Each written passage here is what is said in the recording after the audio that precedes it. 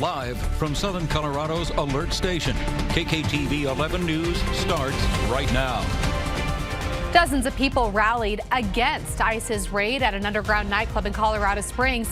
Why the sheriff says those protesters are villainizing the wrong people.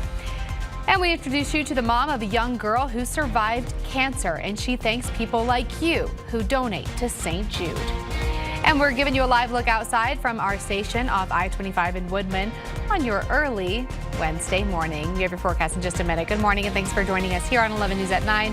I'm Erica Ferrando. We do want to begin now with meteorologist Kevin Bloomberg, who is tracking kind of a lot going on out there in the weather world. Kevin, it looks nice, though. That shot was beautiful. Ahead now with a friendly reminder, Real ID policies will be taking effect nationwide starting tomorrow, May 7th. So now you have less than 24 hours to ensure your driver's license or any other form of state identification card is compliant with new Real ID rules. So how do you know if you have a Real ID? All you have to do is take it out, make sure your card has a star in the top right-hand corner. If you don't have your Real ID or any other acceptable form of identification that is current, such as a passport, this could affect your travel plans seriously.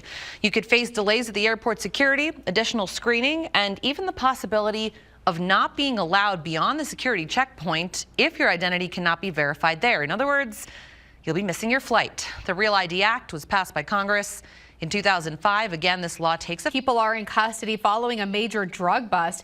The Garfield County Sheriff's Office says Cindy Martinez and Osvaldo Ramirez Andrade were distributing illegal drugs out of their home just yards from a middle school. The other 5 suspects were arrested in connection to that drug bust. The 7 of them are on your screen now. Deputies say the suspects were distributing the drugs from Frisco to Rifle. Authorities seized 4 pounds of meth, 9.5 pounds of fentanyl powder, and more. We have more good news. Let the madness begin. Get your brackets out. March Madness is here. Colorado State men's basketball. They've punched their ticket to the dance.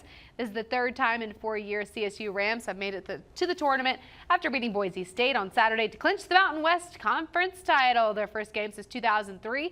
That game will be played in Seattle this Friday. Now, everyone has a different team that they're rooting for. Our producer Donato and his school, the Yukon Huskies, they're looking for a three-peat. We'll have to see. I don't know. Anything can happen with March Madness. That's usually how it goes, yeah. Every game is a different game. So, Kevin, I know because Kevin's from the Netherlands. Is this something that you follow, or have you followed it when you were there? Not here, no? Not much. Basketball is pretty decent in the Netherlands. I mean, we have some professional teams, and I think our national team does pretty well usually, But you've never done the March Madness bracket thing? No.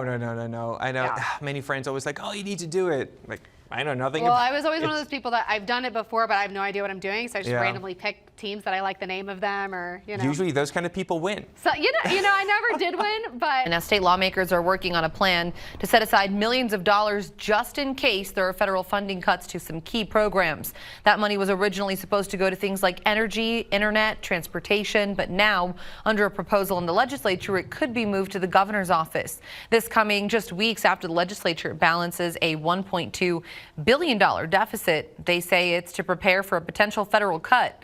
Senator Jeff Bridges, who worked on balancing the budget as chair of the Joint Budget Committee, says it is so the state is ready for whatever might come their way.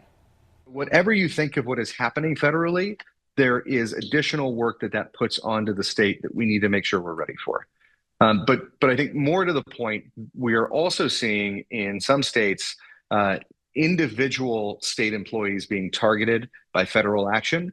And they're just doing their jobs, and we need to make sure that we have the resources we need to defend them should that happen.